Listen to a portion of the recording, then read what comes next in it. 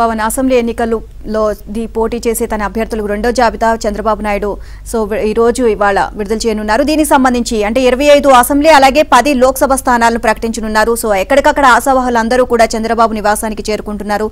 ఆయనతో మంతనాలు జరుపుతున్నట్లు తెలుస్తోంది.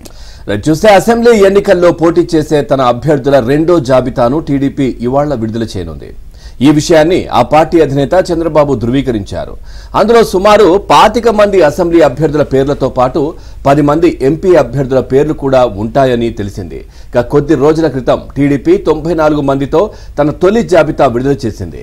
పొత్తులో భాగంగా జనసేన, బీజేపీలకు 31 స్థానాలను కేటాయించిన ఆ పార్టీ 144 సీట్లలో బరిలోకి దిగనుంది. తొలి జాబితా పోను ఇంకా 50 సీట్లలో అభ్యర్థులను ప్రకటించాల్సి ఉంది.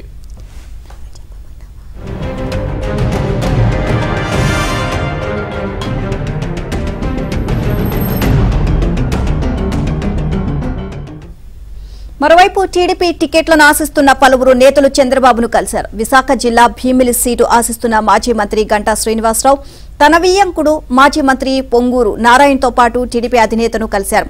గంటాను చీపురుపల్లిలో పోటీ చేయించాలని చంద్రబాబు యోచిస్తున్నారు అని ప్రచారం జరుగుతోంది. నెల్లూరు టీడీపీ ఎంపీ అభ్యర్థి వేమిరెడ్డి ప్రభాకర్ రెడ్డి కూడా చంద్రబాబును కలిసి కోవూరు అసెంబ్లీ అభ్యర్థి ఎంపికపై చర్చించినట్లు చెబుతున్నారు.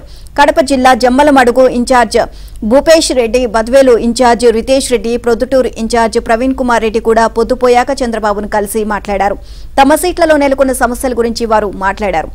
జమ్మలమడుగు బద్వేలు పొత్తులో బీజేపీకి పోవడంతో దానిపై మాట్లాడేందుకు ఆ నియోజకవర్గాల నేతలు వచ్చారు. వారి వెంట పోలిట్ బ్యూరో సభ్యుడు రెడ్డప్ప గారి శ్రీనివాస్ రెడ్డి కూడా ఉన్నారు.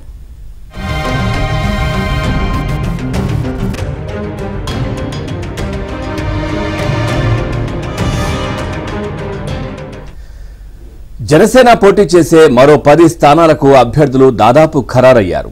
ఆ పార్టీ అధ్యక్షుడు పవన్ కళ్యాణ్ నిన్న ఉదయం నుంచి రాత్రి వరకు జిల్లాల వారీగా పోటీ చేసే అభ్యర్థులను పిలిపించుకుని మాట్లాడారు.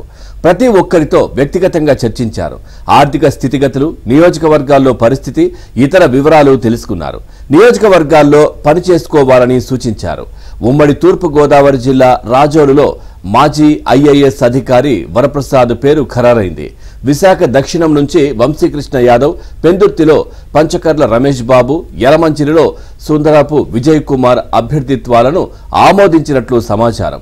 ఉంగుటూరు నుంచి ధర్మరాజు, తాడేపల్లిగూడెం బొలిశెట్టి శ్రీనివాస్, భీమవరం పులపర్తి రామాంజనేయులు, నర్సాపురంలో బొమ్మిడి నయాకర్లను ఖరారు చేశారు. పిఠాపురంలో పవన్ పోటీ ఖాయమే. తిరుపతి సీటుపై ఆయన బాగా తర్జన భర్జన పడ్డారు. చివరకు ఇటీవల జనసేనలో చేరిన వైసీపీ ఎమ్మెల్యే ఆరణి శ్రీనివాసులు వైపు పవన్ మొగ్గు చూపారు. ఇదే అంశానికి సంబంధించి మరిన్ని అప్డేట్స్ పూర్ణాని అడిగి తెలుసుకుందాం. పూర్ణ, ఈ రోజు టీడీపీ అభ్యర్థుల రెండో జాబితా రిలీజ్ కానుంది. దీనికి సంబంధించి ఓవరాల్ గా అప్డేట్స్ ఏంటి?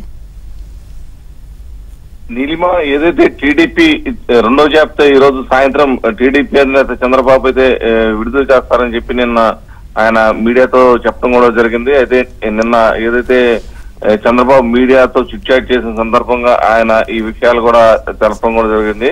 అయితే ఇప్పటికే అంటే 94 పేర్లతో తొలి జాబితాని ఇప్పటికే విడుదల చేసిన చంద్రబాబు ఈ రోజు తాజాగా రెండో జాబితాలో దాదాపు 25 నుంచి 30 పేర్లు వరకు ఉండే విధంగా రెండో జాబితాను సిద్ధం చేసుకున్నట్టు కూడా తెలుస్తుంది. ఎవరైతే సీట్లు ఆశిస్తున్నారో వాళ్ళందరూ కూడా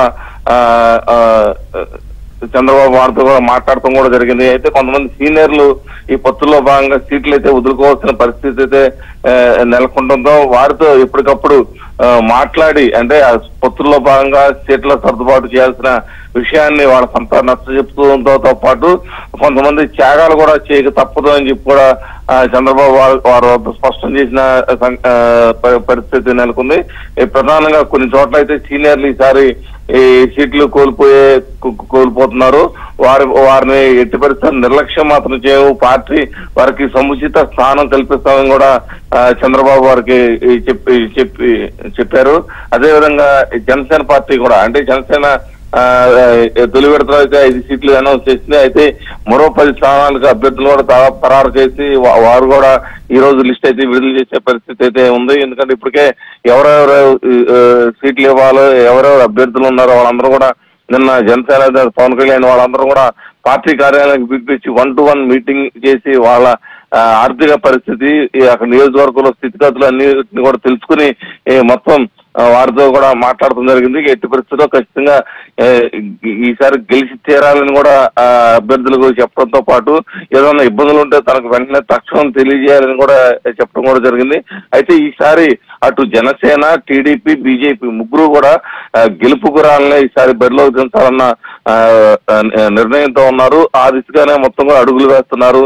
ఈసారి ఎట్టి పరిస్థితుల్లో ఖచ్చితంగా